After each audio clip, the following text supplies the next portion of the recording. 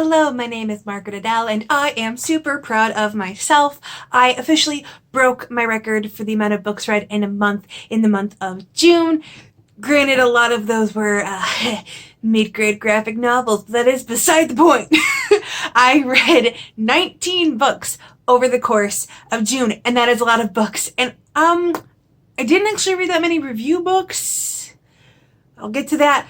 But because that's so many books, I'm really only going to focus on the ones that I haven't already talked about in a video. I will talk about the ones that I've talked in a video briefly and then move on. And of course, the links to those videos will be down in the description below. So let's start off with my review books. I read Blood and Vinyl by Ignacio Limon. This is a new adult urban fantasy set in the mid-2000s, and it was very mid-2000s-y, all about this trans witch named MJ and her coven, and a lot of dealings with vampires, and it's very hard to explain because a lot happens over the course of the plot, and I did find out after the fact that a lot of the constrictions had to do with the publishing source that the author used, but Iggy is a good friend of mine. He's been a longtime mutual for forever, and I also added another book to my list of trans authors, so I'm really happy about that. Up next was Deliverance by Leela Mina. This is the third book in the Temper trilogy / now a series. There's a fourth book all about a woman living in Japan, a white woman living in Japan who starts a polyamorous relationship with this married couple and everything that happens. And I can't really explain the details of this book because ton of spoilers. But I really appreciated it. The sex scenes weren't actually as steamy as they were before, but I'm still a Leela Mina fan. Up next, I read Chasing Ghosts by Dean Cole. This is an LGBTQ+ inspired ghost story all about a young man who recently had a job as a journalist, and now he is going to be looking through this old manor with this ghost hunting team to see if ghosts are real, and he has some vested interests in finding out why. I got this book because I had previously read another one of the author's books in June, which I will also talk about later, but I loved it. It was adorable, very philosophical, not so much on the scares, more on the meaning of life and what ghosts mean for us, but I would still highly recommend. And the last review book I read, which was also the last book I read in the month of June, I haven't actually filmed the review for it yet, so might have to make sure to come back and add that later, and that is The City of the Dragon by Anna Mantovani. This is a dystopia / fantasy set in a post-apocalyptic Europe in which dragon and a dragon plague have basically killed a lot of people and created a dystopian government. And again, I can't explain what happens in this book because it is the sequel, and a lot of things happen at the end of the first, and a lot of things happen at the end of this one. Two very big endings, which, you know what, are my favorite, so I'm not going to complain. But hopefully I will get a review up for this soon, and hopefully I will then come and add that in the description below. Up next were the books I read for my foster daughter picks my TBR video. My elder foster daughter, we call her JoJo on this channel because you're not going to know her real name, really wanted to be part of my channel. However, legally, I cannot show you her face. So instead, she picked out some books for me to read, and we did a video together, and you could see her hands and maybe hear her voice a little bit, and that again will be in the description below. But she suggested 3 mid-grade graphic novels for me to read: Smile and Sisters, both by Raina Telgemeier, and also Christie's Great Idea, originally by Anne M. Martin, redone as a graphic novel by Raina Telgemeier. These were all adorable. Smile and Sisters are basically graphic memoirs based on Raina's life growing up, and of course Christie's Great Idea is the Babysitter's Club remade, and it's basically the same story but now in a graphic novel. And I was really excited to read these because I have seen them around the elementary school where I work, so I know these are popular with kids these days, and to see the Babysitter's Club become popular again is so cool, and I love it. And it actually inspired me to start picking up more mid-grade graphic novels because they're so light and nice, and you can finish it in a day and it feels good. So be on the lookout for more mid-grade graphic novels moving forward. Up next were the 3 books I read for Juneteenth. I had a fantastic Juneteenth. I read 3 books in 2 days, and I loved all of them 5 stars. And they're books that a lot of people read, so you probably read and loved them too. So I read Felix Ever After by Kacen Callender, which was a book in a genre I don't usually read, but low-key, I'm finding a new niche in that genre I do like. This is about a trans boy who is bullied for being trans and basically wants to get down to the bottom of who did it and starts catfishing one of the school bullies because he believes that this dude is in charge of it, and then some things begin to happen. So I really appreciated this. It was super cute. That scene at Pride got me. Ezra is gold. But regardless, I was happy that the hype lived up, well, the hype was accurate. I don't usually read like contemporary novels set in a high school setting. I don't usually care about them, but as I'm learning, and as we'll talk about a little bit more later, it's a little different when they're focused on non-white or queer identities or on hard-hitting topics. For Juneteenth, I also read Pecked by Akwaeke Emezi. I had originally done a taste test of this for my trans first chapter taste test. This is about a girl who discovers that one of her mother's paintings has come to life, and they're supposed to live in this utopia where all of the monsters and all the bad people have been taken down, but turns out maybe not. Maybe there's still some left, and that monster is in her best friend's house. I believe the protagonist is trans. I don't think the author is. I believe the author is non-binary.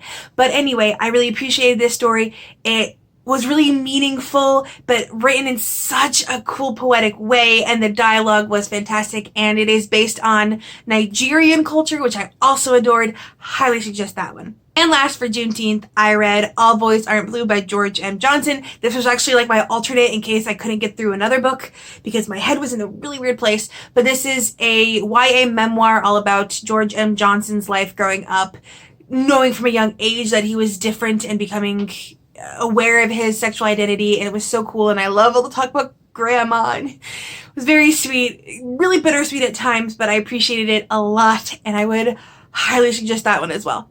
All right, so now we are to the books that I kind of just read in general. Now, obviously, these books might be in order in their subgroup on my notes, but that doesn't necessarily mean that that's when I read them exactly over the course of the month. So first up, I read His Boy by Dean Cole. This is the original book I read of that author that then inspired him to send me another book for review. This is a gay romantic comedy all about a young man named Charlie who finds out that his boyfriend and his best friend are cheating on him together, and he runs out to the countryside and gets broken down, and wouldn't you know it, a gruff but handsome stranger that just happens to play for his team comes to his rescue. And I love this because it really wasn't a romantic comedy for the sake of the romance. In fact, the his boy of the title doesn't even really refer to Charlie's relationship with Nathan. It actually refers to his relationship with his father, that he never felt like his father would call him his boy. And it is more Charlie kind of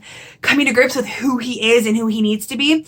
And admittedly, I prefer the protagonists in Chasing Ghosts more because Quentin is very quiet and nerdy, and Charlie is very stereotypical queen that like loves the salon. And I'm a hippie chick that hasn't been to a salon in, I'm not kidding, 5 years.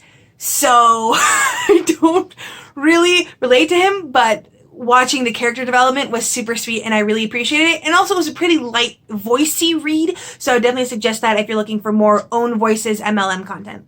Speaking of own voices, queer content that also kind of feels like a romantic comedy. Up next, I read Didn't Stay in Vegas by Chelsea Cameron. Chelsea Cameron is well known for her FF or WLW books, and I love them, although I'm quickly realizing that, like, they might actually be a little bit too saccharine sweet for me. This is all about two best friends who go to Vegas for a bachelor party and end up married the next morning. Drunk Vegas wedding, yay. Only it's between two women. Now, I honestly thought that the big crux of this would be that one of them was straight and, like, never thought of her friend that way because she thought she was straight and then discovers things, but no, they're both queer.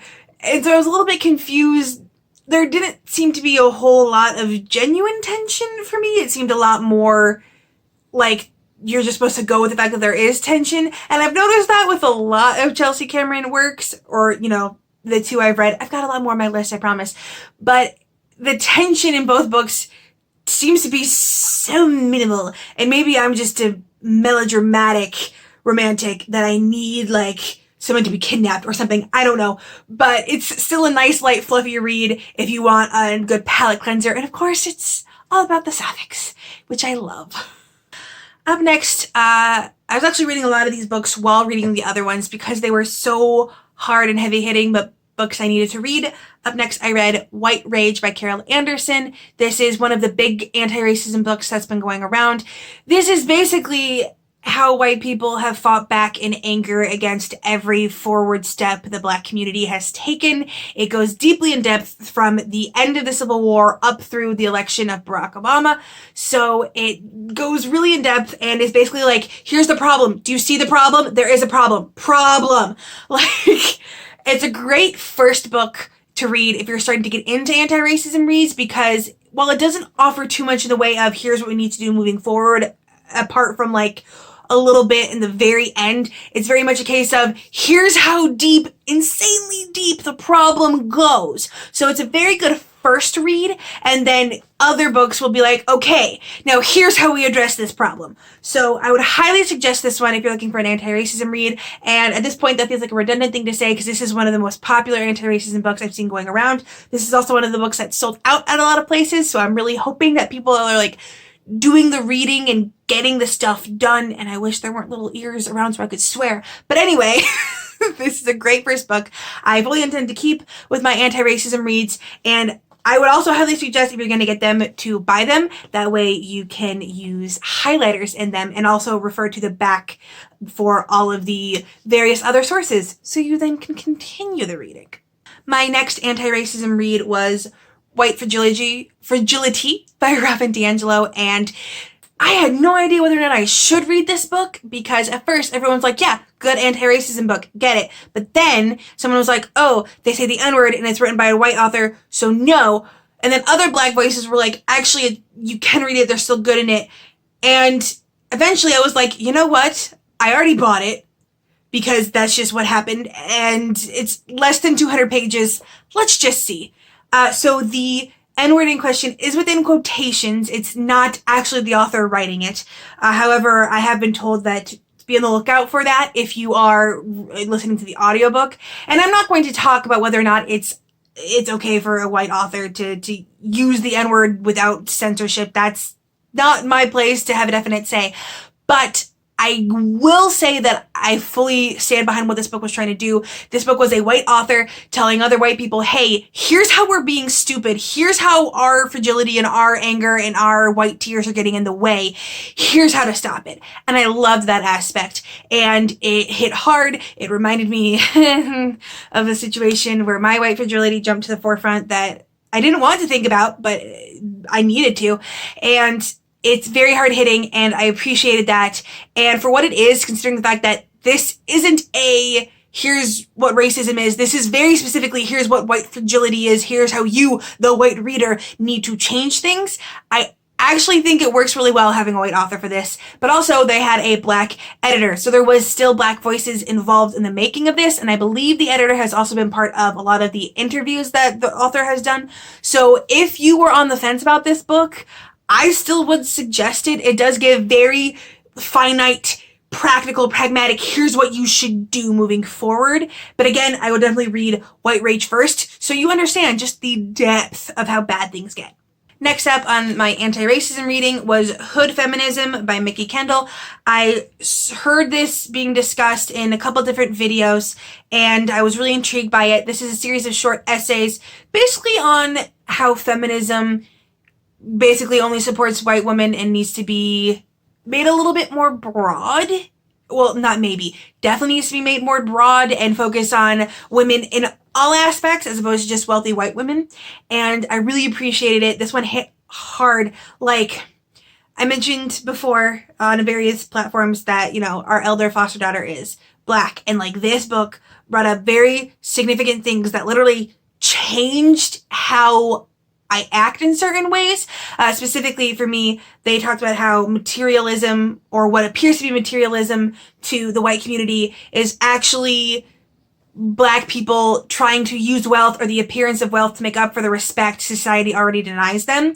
And I'd seen that before. Like, I read that and I was like, click, like things that I had, interactions that I had had with Black students in my job as a para or with our foster daughter make a whole lot more sense. And so basically now, if we're at a thrift store and JoJo goes, I think this skirt is Gucci, I'm not going to correct her. You know what? I think you're right, JoJo. That is Gucci. And I'm also really excited to go back to work now and imply these new thought processes.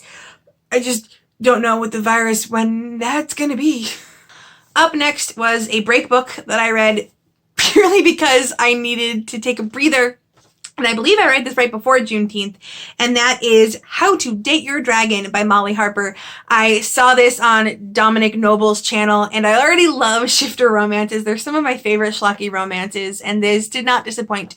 This is all about a woman who works for this league that is basically there to keep shifters hidden and well integrated into society, but they know that with the onset of things like cameras in everyone's phones, it's only a matter of time before shifters become a known quantity to the rest of the world. So she is sent to this tiny town in New Orleans, or at least somewhere around New Orleans, to figure out how they've managed to make both shifters and humans knowingly live together side by side well. And of course, while she's there, there's the sheriff, and he is very sultry, and things happen. And there's actually some other twists and turns that it takes that I really appreciated. And it is one of those series where it's like every book is a new couple to getting together, which I also love. And I know other people are like, it's so unrealistic. I don't care. I love them. So I will at some point be continuing. This is probably going to be another one of those nice palate cleansers when I'm having a bad day reads, but I love those. Up next was me jumping back into mid-grade graphic novels because, again, they're just awesome. I read The Nameless City by Faith Erin Hicks. Totally thought this was in the Avatar The Last Airbender universe, and they low-key want you to think that because they even have a blurb from the creator of it, and like the styling is very similar, but it's not. I thought The Nameless City was Ba Sing Se. It's not. It's just a nameless city, all about this nameless city who is constantly taken over by whatever new power is there. But the inhabitants of it, the long-term inhabitants, are like, no, but it's just nameless to us. And this is all about this young boy who wants to live up to his country and their ideals of manliness. And they have recently taken over the city, but he ends up meeting this girl who is one of the named, aka the city's original inhabitants, and they end up forming a friendship, and it's so cute. And even if it's not in the Avatar The Last Airbender universe, it still has those vibes, it still has those inspirations, so I'm gonna keep going. It's a series. I might already have the second out from the library, so I'm happy. Mid-grade graphic novels are just great, you guys. Up next was one of the many books I got from the library when I saw people talking about it on Twitter, and that is I'm Not Dying With You Tonight by Kimberly Jones and Gilly Segal. This is again, YA contemporary, which I wouldn't usually read, but this is a hard-hitting one. These two girls, a black girl and a white girl, get caught up in race riots, essentially, together, and they are forced to band together to survive all of the chaos. And it was written by a white author and a black author, and I loved it. But I was actually originally inspired to pick it up out of all of the books that I had checked out from the library, because like I still haven't read all the books I've checked out. I might be getting some overdue fees. Anyway, I was originally inspired to check it out because someone was actually complaining about it on Twitter, specifically that the black character, Lena, said white people too much. And I was like, are you kidding? I actually found an interview from the authors, and this book was based on like race riots. Like they took inspiration from real world race riots. It's a black girl and a white girl. They discuss races. Like it's a whole thing. And you're mad because they say white people. And the funniest part is that as I was reading it, I actually had to stop because at one point JoJo was on a video call with her sister, also black, and they use AAVE. So I had to stop because Lena's dialogue and Lena's thought processes was so similar to the real world AAVE that I was hearing in the room on their call that the character of Lena herself started sounding like a 9-year-old to me. So I literally had to be like, okay, I gotta wait until the call is done, move to a different room, something. So I loved it. It's very voicey in the best way, and I would highly suggest you read it, especially if you're looking into more diverse reads. Up last is another book that I read just as a palate cleanser because I read a lot this month, and that is A Snicker of Magic by Natalie Lloyd. This is a mid-grade novel all about this girl and her sister and mom who have been traveling all over the place, and she's just ready to settle down.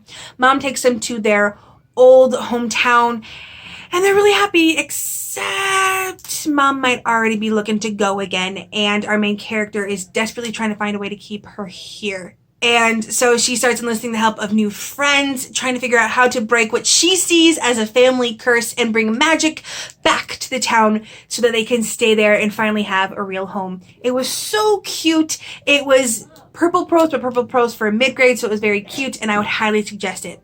So that is it. My 19 books I read over the course of June, and a longer wrap-up, I'm sorry, although I'm kind of impressed with how long it's not. It could have been longer. I loved so many of the books I read. I don't think I read anything under a 3-star. Most of them were 4 or 5, and I got so many diverse reads done, and I got a jump start on all of my nonfiction anti-racism reading. I'm also going to come out at some point with my new resolutions, even though the year is half over, but I'm really excited, and I am feeling so energized to jump into July with more diverse reads and more nonfiction and so many things. Can you see my excitement? Anyway, thank you so much. If you have read any of these books and you liked them, please let me know in the comments. If you have any other suggestions for anti-racism reads, please let me know that as well. I am close to coming to the end of all of the most popular ones that are most often suggested online, so I'm gonna start doing some a little bit more deeper digging, but I'm excited for it. And with nothing else to say, I hope you have a wonderful day and a marvelous tomorrow.